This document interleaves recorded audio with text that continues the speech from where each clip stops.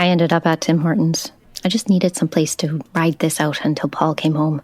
What I really wanted to do was talk to my mother or call Christine, but I didn't have my phone. I'd left the house so fast I forgot it. After 4 hours sitting in Tim Hortons, the staff started looking at me kind of funny. I knew I had to make some kind of move. There was a teenage girl in the booth behind me playing on her phone. I wanted that phone. Excuse me, could I borrow your phone? It's urgent. My friend is in the hospital and I lie a lot when I'm under stress. But she did give me her phone. Thanks. I won't be long, promise.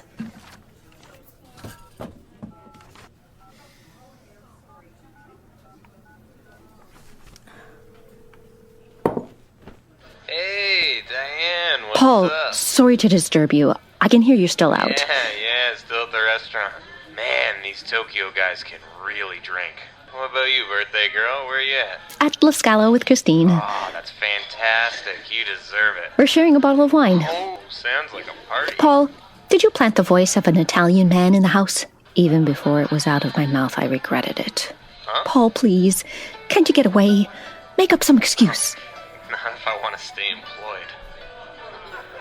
Oh my god, Mr. Yakamoto just asked Yolanda to dance. Show him how it's done, Londa. Oh, I gotta go, babe. You and Christine enjoy yourselves tonight. Have a drink for me, and I'll be thinking of you. Don't wait up. I never felt so alone as I did at that moment.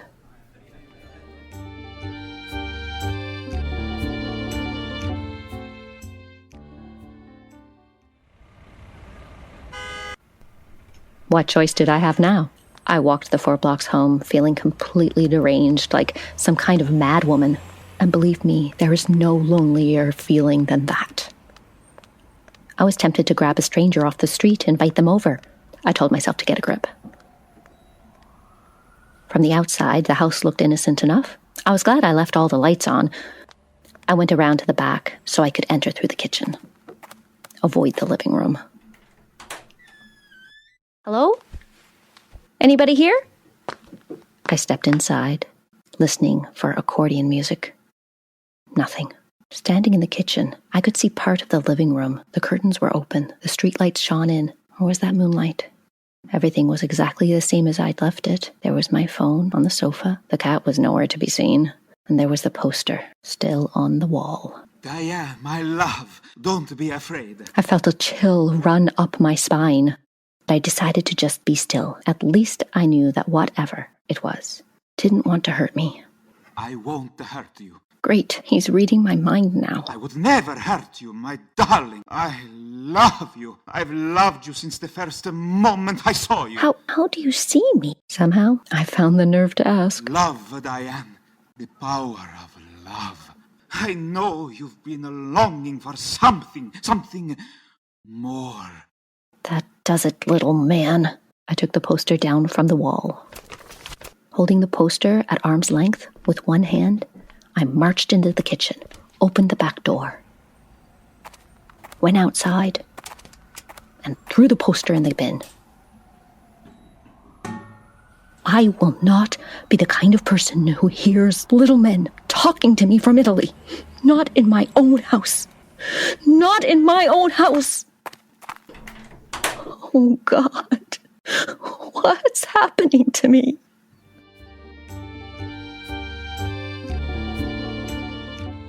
I spent the whole night upstairs in the bedroom, waiting for Paul to come home. I had my phone with me in case he called, but he didn't come home, and he didn't call. I kept waiting, listening for the front door. Started thinking all sorts of crazy thoughts, that this Roberto would break into my house or suddenly appear in my bedroom. I finally fell asleep at about 4 a.m. and dreamt that Paul and I were driving through Tuscany. There were vineyards on both sides of the road, or what was supposed to be vineyards, but instead of grapes, there were all these heads on the vines, and the heads, they were crying. I wasn't scared in the dream, though. In the dream, it all seemed perfectly natural. I said to Paul, I wonder how they water all those heads. And Paul said, with an underground irrigation system. Brilliant, isn't it? Of course. That must be why all the water is coming out of their eyes. Then he turned on the car radio. It was accordion music. I woke at 9:30. I was alone. Maybe Paul didn't want to wake me, so he spent the night on the sofa downstairs? Paul? I looked downstairs into the living room. He wasn't there. Maybe he had a car accident and was in the hospital. Maybe he got mugged and he's lying, bleeding in a ditch somewhere. Blah, blah, blah. Anything to avoid the obvious. Yes, I was really that blind about the state of my marriage. I went back to the bedroom. My nerves were shot. My body ached all over from tension and lack of sleep. Whenever I get stressed, I call Christine. She makes me feel better. I know Paul doesn't like her much, but I do. I texted her. Told her it was an emergency, that I was having a total breakdown. She agreed to meet me right away at our favorite little European coffee shop.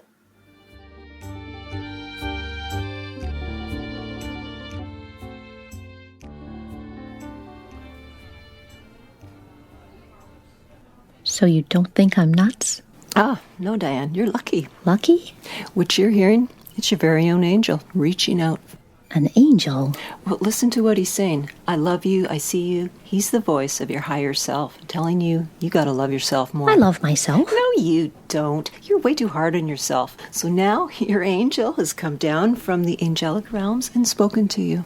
I'm so jealous. My angel's name is Roberto Fazzolini. Well, you've heard of Gabriel? Raphael? Why can't your angel be named Robert Fazzolini? Why does he live in Tuscany? Well, that part, I think that might be your own projection. Somehow your desire to go to Tuscany has gotten all mixed up with your need to love yourself more. It's the only reason I can think of. Okay, but I don't want to hear angels. How do I get rid of it? You want to get rid of it? Sometimes we have no choice, Diane. The way I see it, the only way that you're going to stop hearing this angel is if you open your heart and you let him in. Let him in? Avoidance will only make it worse. The only way out is through. So you have to stop running and hiding, and you go through. Now here's what you do. You go home and you find a candle. Preferably it made perfect sense what she said. I was always avoiding things that upset me. A therapist told me this years ago, so I would do what she said. Take Roberto out of the trash bin, bring him inside and put him back on the wall. Light a candle, close my eyes, and invite him in.